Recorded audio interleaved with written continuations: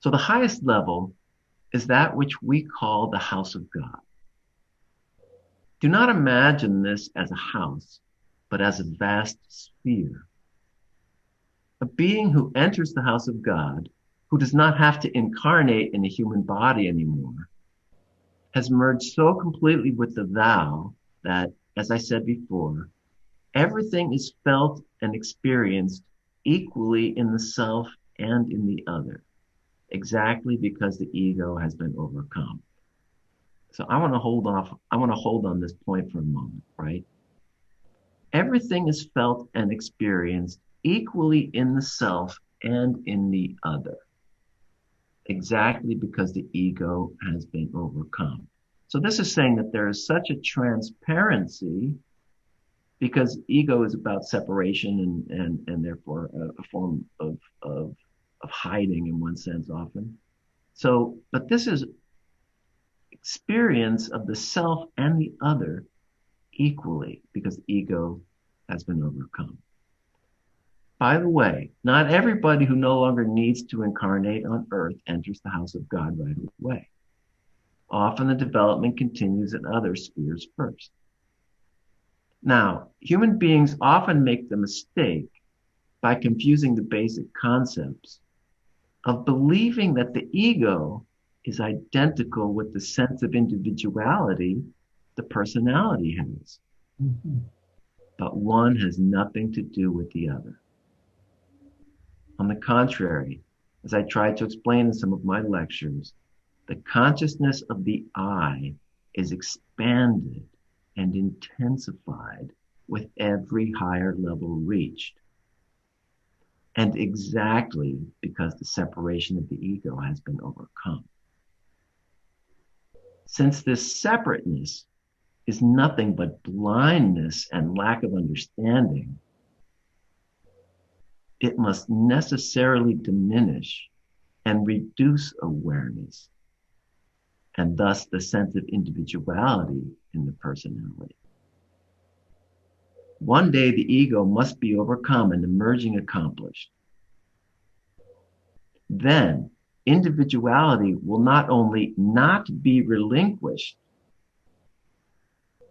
but will come into its own in ever increasing freedom, light, understanding, and love.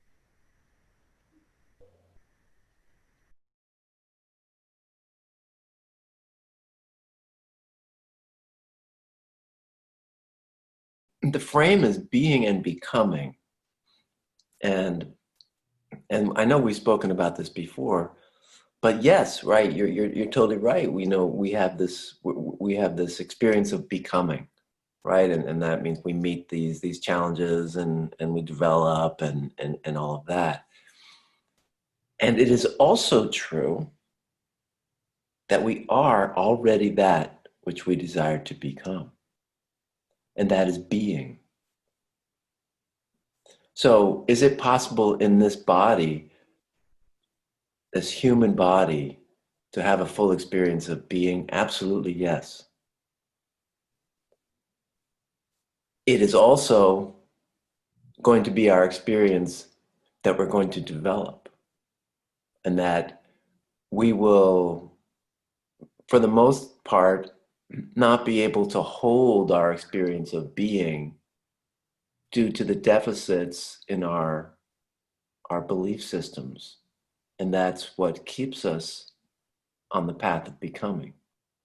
But ultimately, being is primary and is always available. So even as we develop and even as we work through our stuff and all those things, that is true. And it's also not the full story. It's also not true. The being is always primary over becoming, just as yes is primary over no.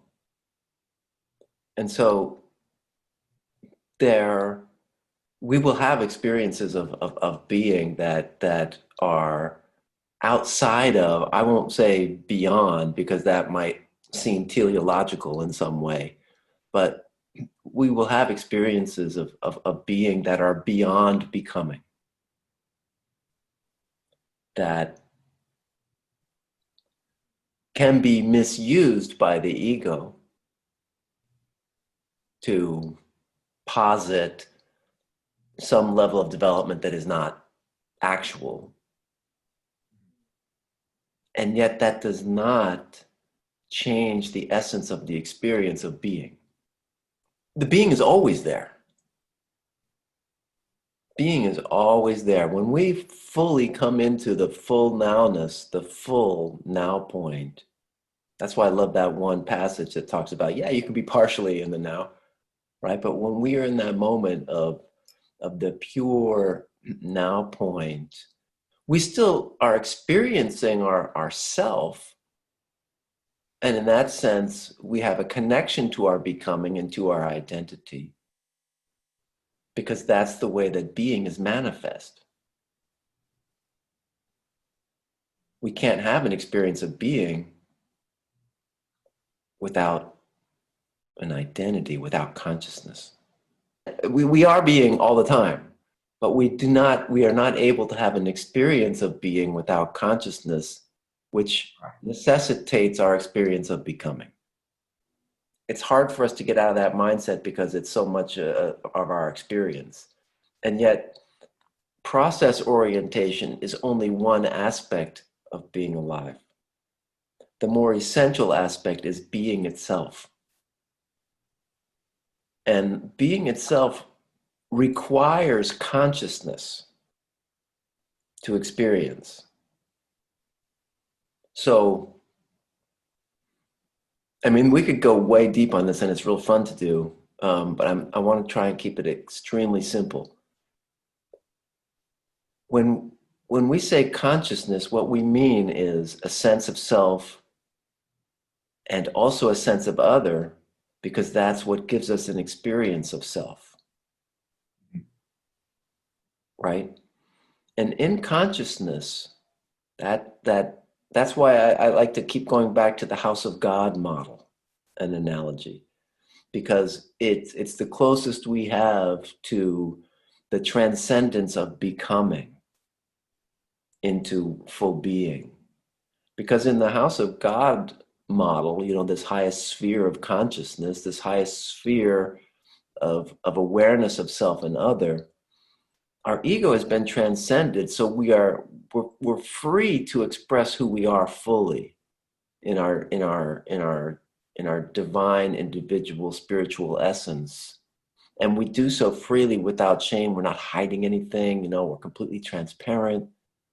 And in that transparency, and because of the nature of reality, where where consciousness is really kind of a trick, because we are self and other at the same time, right?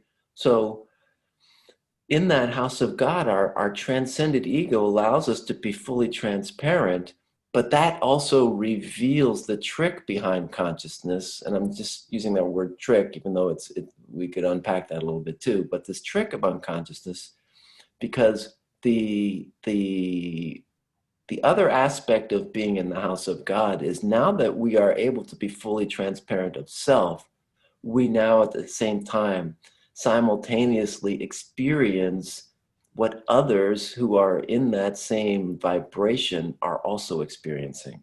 So we are experiencing self and other fully, simultaneously.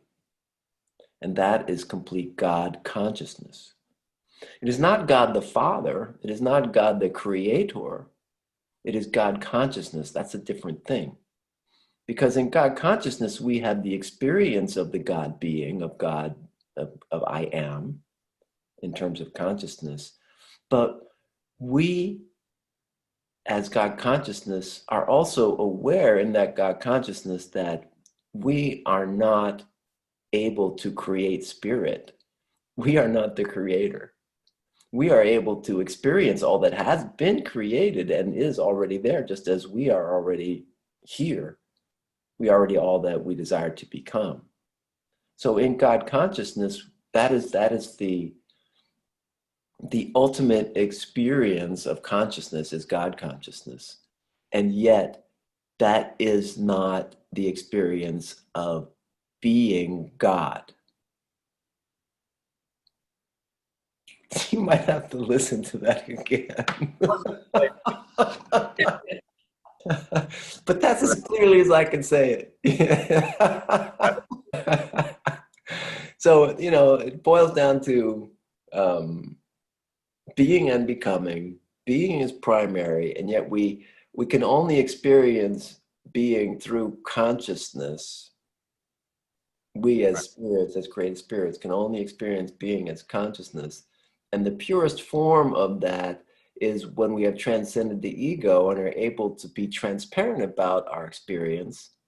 And that transparency also allows us to have the full experience of what others are experiencing, even though we still experience self and other.